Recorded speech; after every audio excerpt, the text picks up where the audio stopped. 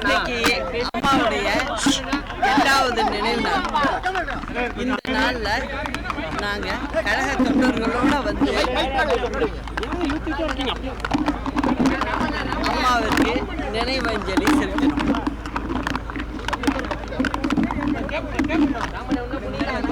புரட்சி தலைவரும் சரி, அம்மாவும் சரி, ஏழை எளிய மக்களுக்காகவே வாழ்ந்துவிட்டு சென்றவர்கள்.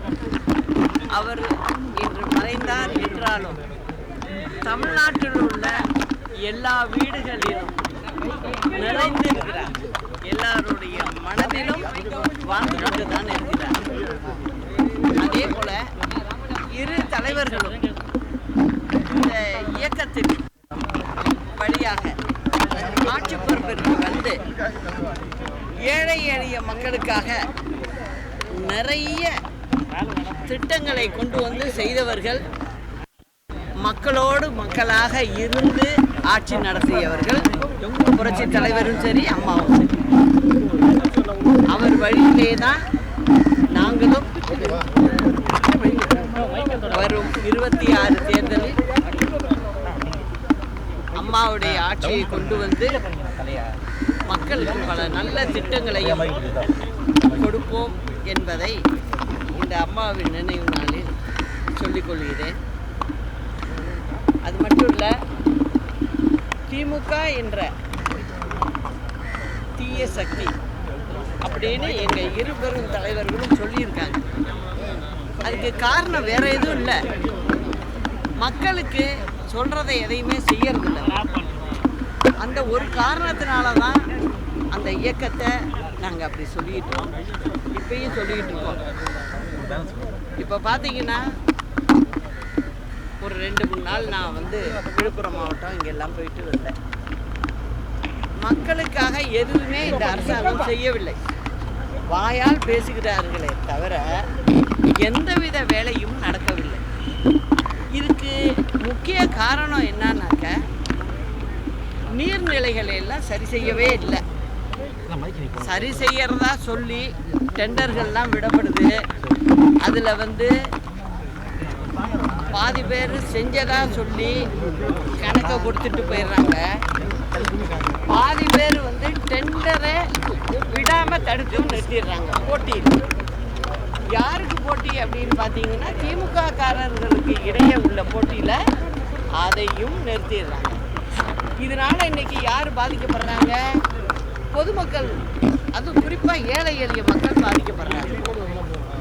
இதை நான் நேரடியாக போய் பார்த்துட்டு வந்ததுனால தான் நான் இதை சொல்கிறேன். முழங்கால் தண்ணியில் நிற்கிறாங்க. குடும்பங்களில் உள்ள சட்டுப்பட்டு சாமான்லாம் போயிடுச்சு, எல்லாம் தண்ணியில் அடிச்சுக்கிட்டு போயிட்டு, மாடு வளர்க்குறவங்களோட மாடுகள் போயிடுச்சு, ஆடுகள் போயிடுச்சு, பாத்திரங்கள், சமையல் பாத்திரங்கள் வரைக்கும் எல்லாமே நீரில் அடிச்சு எல்லாரும் நிர்கதியாக நிற்கிறாங்க. அதனால இந்த அரசாங்கம் என்ன செய்யுது? அம்மா உணவகம்னு வச்சு அம்மா கொடுத்தவங்க, தாலிக்கு தங்கம் அம்மா கொடுத்தாங்க, எல்லாத்தையும் நிறுத்திட்டு சாப்பாடு போடுறத கூட நிறுத்திடுச்சு. அதே போல் அந்த மாவட்டங்கள்ல எல்லாம் சொல்கிறாங்க, யாருமே இந்த பக்கம் வந்து பார்க்கல, சென்னையிலேருந்து நீங்கள் ஒரு ஆள் தான் வந்திருக்கீங்க அப்படின்னு சொல்கிறாங்க. இதெல்லாம் போகணுன்னா அம்மாவுடைய ஆட்சி வந்தால்தான் மக்கள் நல்லபடியாக வாழ முடியும். அப்படிங்கிற நிலைமை இப்போ இந்த 4 ஆண்டு காலத்தில் எல்லா மக்களும் புரிஞ்சுக்கிட்டாங்க. அதனால் ஒரு 26ல் நிச்சயமாக ஆட்சி மாற்றம் ஏற்படும். தமிழக மக்கள் எங்களோட இருக்காங்க. நிச்சயமாக அவர்களுடைய ஆட்சியாகவே தான் இங்கே நடத்துவோமே ஒழிய தனிப்பட்ட ஒருத்தருக்காகலாம் நடத்த மாட்டோம் ஆட்சி. அந்த முறையே எங்களுக்கு தெரியாது. இதுதான் ஒன்று. இப்போ நான் கிளம்பி வரும்போது தகவல் கிடச்சிது, பல்லாவரத்தில் கழிவு நீர் குடிதண்ணியில் கலந்து எல்லாரும் சாப்பிட்ருக்காங்க. தண்ணி தாகத்துக்கு பருகியிருக்காங்க. அதில் வந்து திரிவேதி, வரலட்சுமி, மோகனரங்கம் அப்படிங்கிறவங்க இறந்து போயிருக்காங்க மருத்துவமனையில். இன்னும் 30 பேருக்கு மேலே இந்த அட்மிட் ஆகியிருக்காங்க. அதில் 4-5 பேர் உயிருக்கு போராடிட்டு இருக்காங்கங்கிற தகவலும் வந்துச்சு. இந்த ஆட்சி பார்த்தீங்கன்னா சென்னையில் மெட்ரோ வாட்டர், மாநகரத்துக்கு குடிநீர் வழங்கணும், இதுக்குன்னு ஒரு துறையே இருக்குது, ஒரு அலுவலகம் இருக்குது. ஏன் உங்களுக்கு தெரியுதில்ல?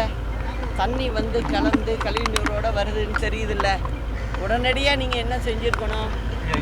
இந்த ஏரியா பல்லாவரம் இந்த மாதிரி பாதிக்கப்பட்ட இடங்களில் மெட்ரோ வாட்டர்லேருந்தே, சென்னை குடிநீர் வாரியத்திலேருந்தே லாரிகளில் போர்வெல் தண்ணியை எடுத்து கொண்டு வந்து ஒவ்வொரு லாரியாக அந்த இடத்துல நிறுத்தி இருந்தால் அவங்க அதில் தண்ணி குடிக்கிறதுக்கு உபயோகப்படுத்தியிருப்பாங்க. இன்னைக்கு இத்தனை உயிர் பலி ஏற்பட்டிருக்காது. ஆனால் நீங்கள் பார்த்தீங்கன்னா இந்த திமுக அரசாங்கத்தினால மக்கள் அவதிப்படுறது ஒன்று, உயிர் பலி வேற வருது. இதுக்கெல்லாம் என்ன காரணம் அப்படின்னு பார்த்தீங்கன்னா இவங்களுக்கு ஆட்சி நடத்த தெரியல. அதிகாரத்தை எந்த அளவுக்கு துஷ்பிரயோகம் பண்ணணும்னு திமுககாரவங்க இருக்காங்களே ஒழிய ஆட்சி அதிகாரத்தை ஒழுங்காக செய்யாமல் இருக்கிறதுனால தான் இப்போ வர்றப்ப கூட இந்த 3 சாவு ஏற்பட்டுச்சு அப்படிங்கிறத சொல்லிக்கிறேன். இந்த அரசாங்கம் இப்போ கூட நான் சொல்லிட்டேன், இந்த பல்லாவரம் இந்த சைடெலாம் சொல்கிறேன். அதே போல் வந்து வெளியூருங்களில் மாவட்ட தலைநகரங்கள்லாம் நகராட்சி அங்கேருந்து தண்ணி லாரிகளில் கொண்டு போய் வச்சு முதல்ல வழியை பாருங்கள். அப்புறம் விழுப்புரம் பக்கத்தில் இருளர் காலனிக்கெல்லாம் போனோம்.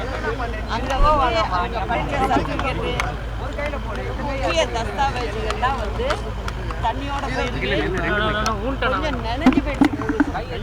என்னையே அலசி பண்ணி காட்டுறாங்க. கொஞ்சம் வெயில் வந்திருக்கு, எல்லாம் பாயில் எடுத்து காய வச்சுக்கிட்டு. அதனால இந்த அரசாங்கத்தில் மாவட்ட ஆட்சித்தலைவர் கவனம் எடுத்து, முதலமைச்சரும் கவனம் எடுக்கணும். அந்த மாதிரி அவங்களுடைய தஸ்தாவேஜுகள் எதுவாக இருந்தாலும் போயிருக்கணும்னா அதுக்கு ஒரு ஸ்பெஷல் ஆஃபீஸரை போட்டு அவங்களுக்கு திரும்ப அதை புதுப்பிச்சு கொடுக்கணும்னு நான் சொல்லி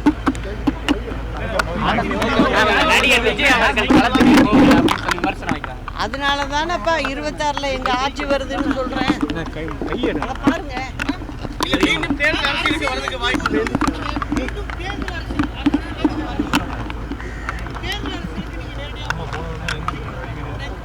ஏன் கவலைப்படுறீங்க?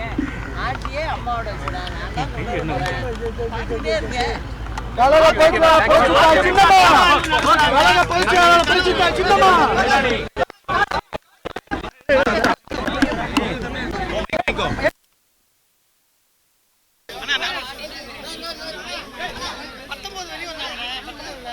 இது போன்ற மேலும் பல செய்திகளை அறிந்து கொள்ள சேனல் 5 நியூஸ் சேனலை சப்ஸ்கிரைப் பண்ணுங்க.